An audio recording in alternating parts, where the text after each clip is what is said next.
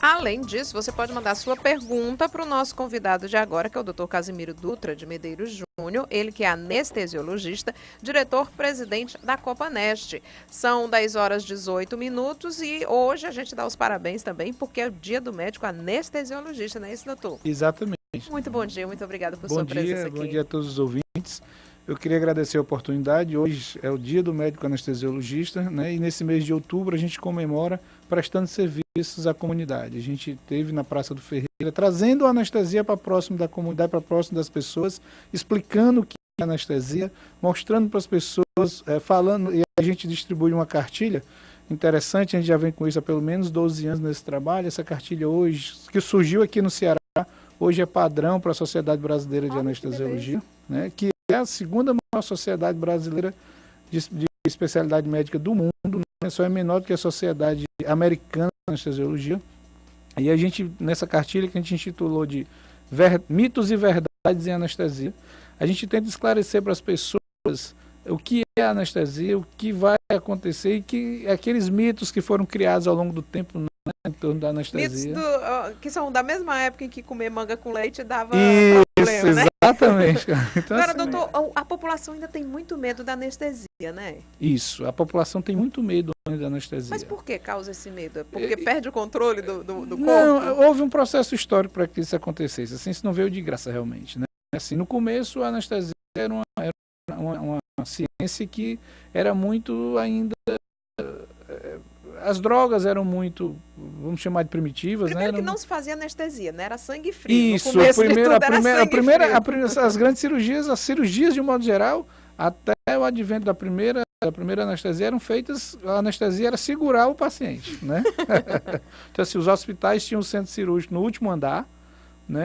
Iluminado com a clarabóia, com a janela de vidro que ficava no teto, iluminava a mesa cirúrgica, e aí as pessoas eram colocadas lá porque elas sabiam que iam gritar, né? Então, assim, o último, para não assustar os outros pacientes, a sala de cirurgia ficava no último andar dos hospitais, né? Meu Deus então, do assim, céu, realmente era uma sala de terror, né? A pessoa ia para anestesia, para cirurgia, realmente ou ele morreria ou sairia gravemente ferido, né?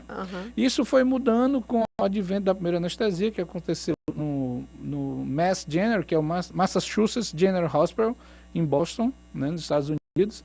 E aí um médico que era aprendiz na época, era um estudante de medicina, né, ele fez o primeiro procedimento cirúrgico junto com os outros colegas médicos. Essa sala existe até hoje lá. Virou museu. Virou museu, é o museu da anestesia do hospital, né? E foi feito o primeiro procedimento cirúrgico sem que o paciente sentisse dor, né? Ele foi colocado sobre o éter com a máscara, com uma esponja embebida em éter, dormiu e foi feito o primeiro procedimento. O éter faz o quê? A pessoa só apagar? A pessoa dorme, né? Ele é um anestésico, o éter é um anestésico bem antigo, foi utilizado, existiam as máscaras de éter, que eram colocadas nas Santa Casas do Brasil, foi utilizada ainda. A anestesia tem pouco tempo, tem menos de 100 anos de crescimento realmente tecnológico. Por isso ainda está evoluindo. Por isso está evoluindo, né? Mas nos últimos 20 anos ela cresceu bastante, as drogas se tornaram muito seguras. Hoje é mais fácil, é mais seguro você ser submetido a um procedimento anestésico que a gente viajar de avião. E a gente viaja de avião todos os dias, né? E quando tem milhares de voos aí milhares de voos que passam o mundo todo e cruzam os céus do mundo todo.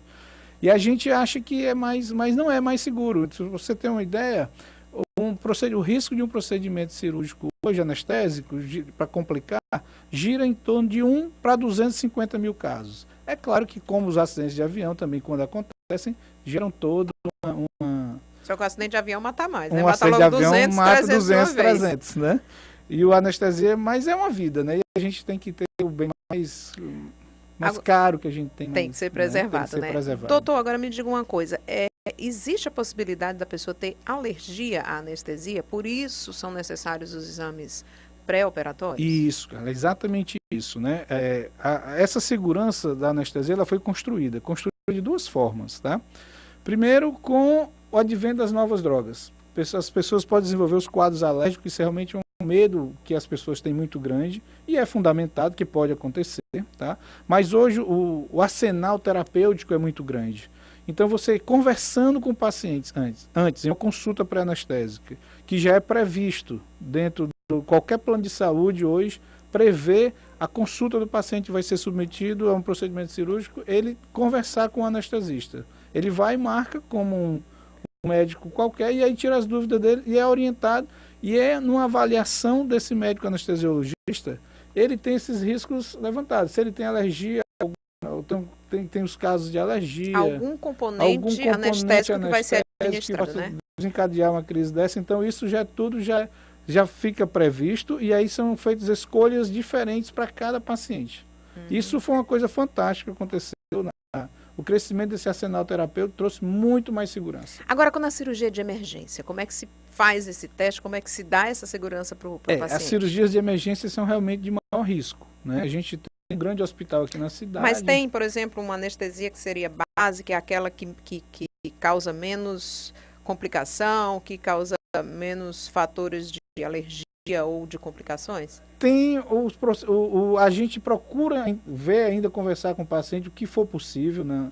Numa avaliação pré-anestésica antes, mesmo na emergência, a gente conversar, para reduzir ao máximo esse risco. E a gente procura traçar rotinas em uso de drogas, em procedimentos que tragam o menor risco para o paciente. É claro, uma cirurgia de emergência sem nenhum preparo sempre vai trazer um risco maior que uma cirurgia eletiva, onde você prepara o paciente, onde você conversa, onde você conhece o paciente, onde ele vai à consulta pré-anestésica e aí constrói todo um ambiente de segurança que a gente na emergência realmente fica um pouco prejudicado.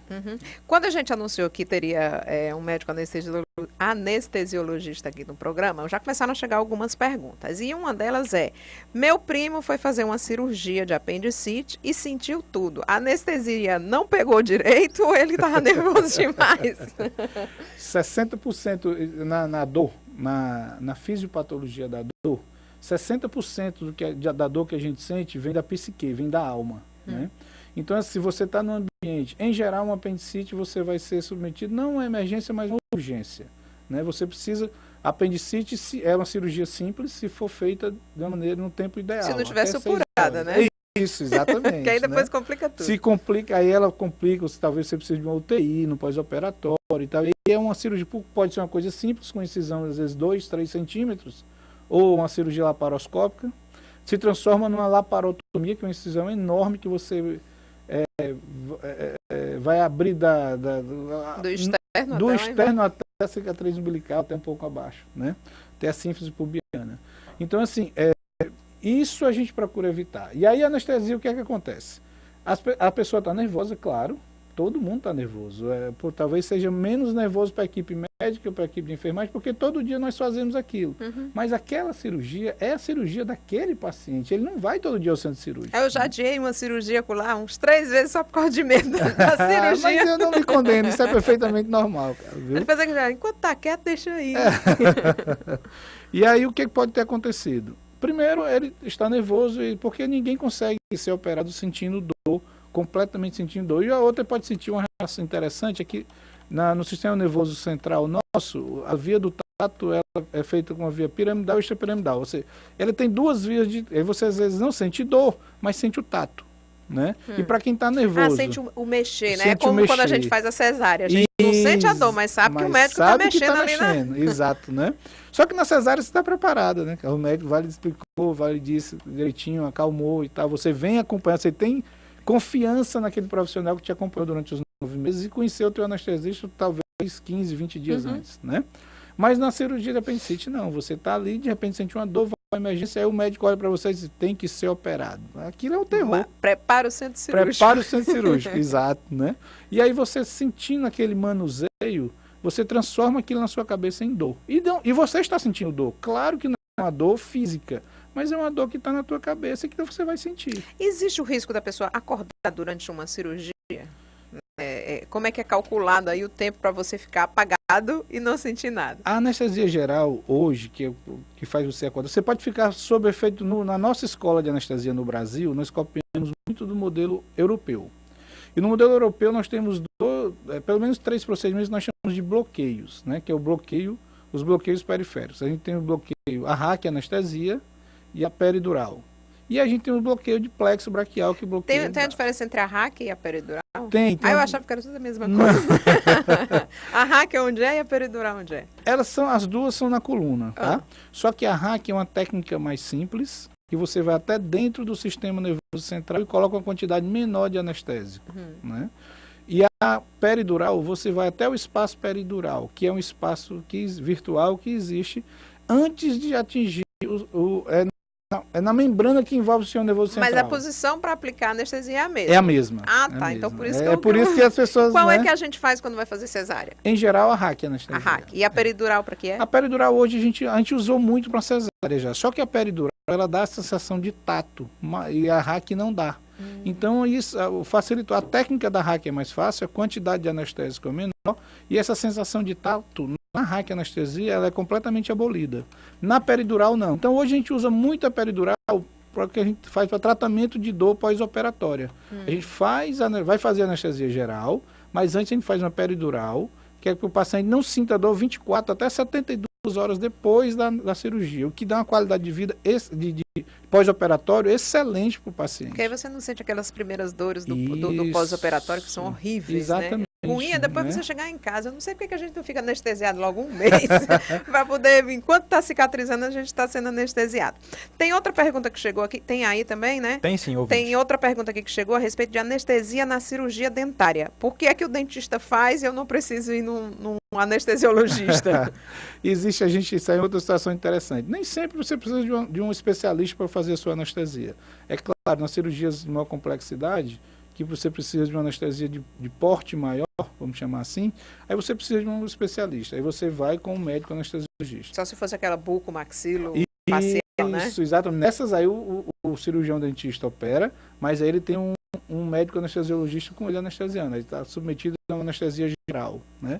Mas nas cirurgias de menor porte, onde você pode fazer o que a gente chama de o anestésico local, somente naquele local, né? Então, assim, os médicos em geral fazem, não só os dentistas, os cirurgiões dentistas, mas também os cirurgiões gerais, os dermatologistas, né? Os próprios clínicos fazem, às vezes, uma sutura pequena, lava o ferimento, anestesia, costura o ferimento, sutura, né? E aí isso não é um procedimento que necessita de um especialista. Então o médico está habilitado a fazer isso tranquilo, ou o cirurgião dentista está habilitado a fazer aquela anestesia que é do dia a dia, vamos chamar assim, né, pequeno, de vulto pequeno. Tá, né? certo. Qual é a outra pergunta aí que chegou? O ouvinte Lindomar, a anestesia só é usada em operações ou pode ser usada como terapia em dores crônicas? Isso é uma pergunta bem interessante, né? Para quem tem dor de cabeça, isso, enxaqueca. O médico especializado em dor é o médico anestesiologista, né? A gente faz a faculdade, cursa a faculdade durante 6 anos, depois mais 3 anos estudando anestesiologia, e depois, para quem quer ainda continuar atendendo no consultório para o tratamento de dor crônica, a gente tem mais 1 ano de formação. Por isso que os anestesiologistas também, muitos deles são acupunturistas? Isso, a acupuntura é um recurso da medicina oriental que foi... Sou fã demais da acupuntura. Foi introduzida na medicina ocidental, que assim, trouxe, principalmente para tratamento de dor. Então, o tratamento de dor crônica é uma situação bem interessante. A gente tem usado, inclusive, procedimentos anestésicos, medicações que são usadas em outras especialidades, mas que a gente usa para tratar a dor.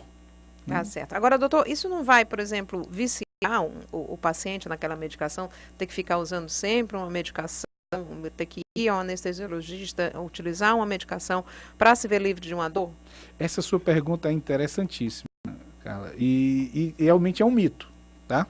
Eu posso adiantar que é um mito. Durante muito tempo, a gente usou de uma maneira muito discriminada no nosso país uma classe de drogas chamada benzodiazepínicos. Na prática, é o que a gente viu usar muito o diazepam, né? E os benzodiazepínicos causam dependência, né? Causam dependência física, né? Psíquica e física. E usava-se muito para dormir. E aí, essas drogas hoje são utilizadas, podem ser utilizadas, tem a indicação delas, tá? Hoje elas são usadas com maior controle, tá? E tem uma classe de outras drogas que não benzodiazepínicos, que não diazepam e similares, que a gente usa para esse tratamento de dor e que não causam dependência física. Eles são anticonvulsivantes, são anti-inflamatórios, são uma classe, são depressivos, né? Mas se quando você usado para aquela indicação correta e na dosagem correta, elas têm uma ação que não é específico delas, mas não deixa dependente, isso, né? não deixam dependência e tratam a sua dor, né? Agora, o senhor falou que tem sempre ações, né, da Copanest que ajudam as pessoas a desfazerem mitos e verdades. Quais são os principais mitos que as pessoas chegam perguntando em eventos como esse? Pronto, interessante também, porque o que a gente vê muito, né? As mulheres nos perguntam se o medo que elas têm de que se forem submetidas a uma raquianestesia ou uma peridural, principalmente na raquianestesia, onde você passa a não saber sequer onde estão as suas pernas, seus membros inferiores, se ela vai voltar a caminhar, né? Meu Deus. Se as pernas vão voltar a mexer. E a gente assegura que sim, volta, podem ficar tranquilas, né? Então, assim, isso é um mito que a gente tem que orientar. Uma outra pergunta que você fez, assim, interessante, se eu vou acordar durante o procedimento da cirurgia, né? durante a cirurgia, né? Posso assegurar que não. Por quê? Porque hoje, quando você é submetido à anestesia geral, você não injeta uma droga, enfim, você tem como manter aquela cirurgia por um tempo praticamente Você infinito. vai só injetando e deixando aquela pessoa adormecida. Quando você para, a pessoa já volta ao... Exatamente, assim. Exatamente. A gente tem 3 momentos na anestesia, 3 momentos básicos.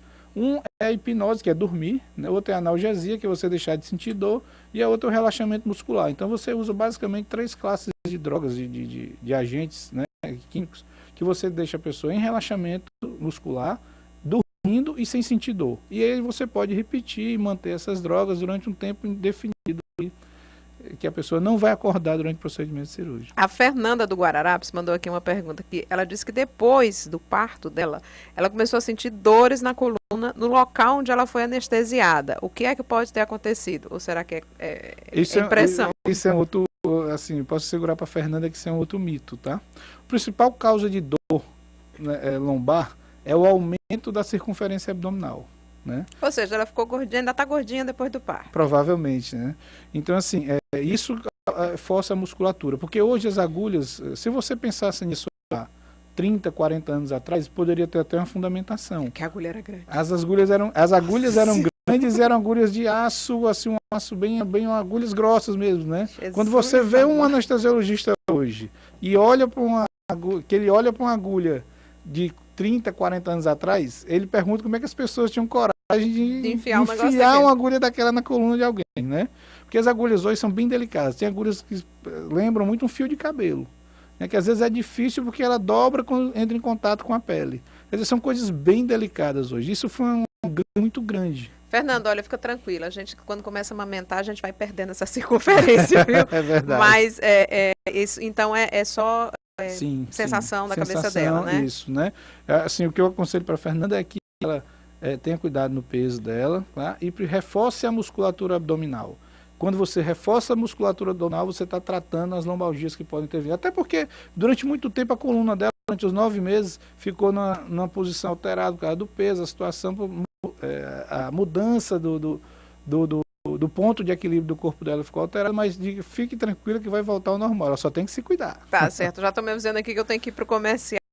Doutor, o que mais a gente pode falar para a população que nesse momento está se preparando, sabe que vai ter uma cirurgia marcada, ainda não conheceu nenhum anestesiologista que vai participar da cirurgia, às vezes conhece só no 5, 10 minutos antes ali da cirurgia. Hoje existe a previsão da consulta pré-anestésica, como a gente falou antes, né? Então e aqui no Ceará a gente tem uma situação interessante.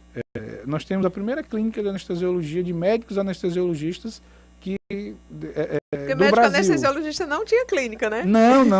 Durante muito tempo se pensava assim, eu vou fazer anestesia porque eu não vou precisar de um consultório. Eu falo isso para um primo meu que é lá de Caxias do Sul, tá lá em Caxias do Sul. Eu digo, você foi ser anestesiologista para não ter clínica, né, E hoje a coisa vem mudando muito. Então, assim, a gente está voltando às raízes, vamos chamar assim, né? Voltando a exercer aquele papel médico. Durante muito tempo a especialidade se tornou muito técnica. E hoje a gente está refazendo essa volta às raízes. E hoje aqui no Ceará a gente tem uma oportunidade imensa. A gente tem uma clínica de médicos anestesiologistas, né? Chama-se Copanest Clinic. E aí lá você tem médicos anestesiologistas, onde você pode marcar sua consulta, tirar suas dúvidas, né? a maioria dos planos, quase a totalidade deles hoje, quase 100% deles, prevê essa consulta. Você marca um horário, vai, conversa, tira suas dúvidas. Esse seu médico pode solicitar exames que ele acha necessário, vai orientar, pode entrar em contato. Se não for ele que for fazer sua anestesia, ele pode entrar em contato com o colega que vai fazer sua anestesia e conversar e tirarem dúvidas e discutir o seu caso especificamente. E ainda temos lá o tratamento da dor e a acupuntura. Tá, olha aí a acupuntura. Vou para lá, adoro acupuntura. Doutor, essa clínica é acessível a toda a população, então? Isso, é uma clínica que você pode ligar e aí as pessoas podem marcar a consulta, né? E lá, ou procurar seu tratamento de dor crônica, ou procurar sua acupuntura, ou procurar lá sua consulta pré-anestésica, marcar o seu horário e ir lá tranquilamente. Agora me veio, tem o nosso comercial aqui e eu vou já falar da Selene, e eu me lembrei que muitas vezes os médicos dizem que a gente precisa fazer a cirurgia sem nenhum tipo de alimentação. Por quê? Isso interfere também na anestesia? Não, na verdade, quando você vai ser submetido a um procedimento cirúrgico e você está de estômago cheio, você pode vomitar. Aí vai se engasgar. E aí você vai sufocar. se engasgar e se sufocar, exatamente. Isso que foi criado por um médico francês, eu não lembro agora exatamente o ano, que ele observou isso dos pacientes e aí passou. Isso faz parte hoje da rotina de segurança no pré-operatório, né? O paciente está em jejum, né? Não precisa também jejuar durante 24 horas, né? Existem as orientações para 6 horas, para 3 horas, para 12 horas, né? Dependendo de caso a caso, cada paciente, dependendo do paciente for diabetes, você precisa manter o medicamento, manter o nível mínimo de glicemia, isso também vai influenciar no resultado da cirurgia. Tá certo. Olha, nós tivemos aqui a presença do Dr. Casimiro Dutra de Medeiros, que é diretor-presidente da Copanest, que veio falar hoje. Eu já quero levar aí todo o meu abraço a todos os anestesiologistas aqui do nosso estado, do nosso país. Parabéns pelo dia de hoje, doutor. Muito obrigada. Muito obrigado, Carla. A gente está à disposição para esclarecer dúvidas. Sempre que puder, a gente está à disposição da rádio e da população. Tá certo. Muito obrigada.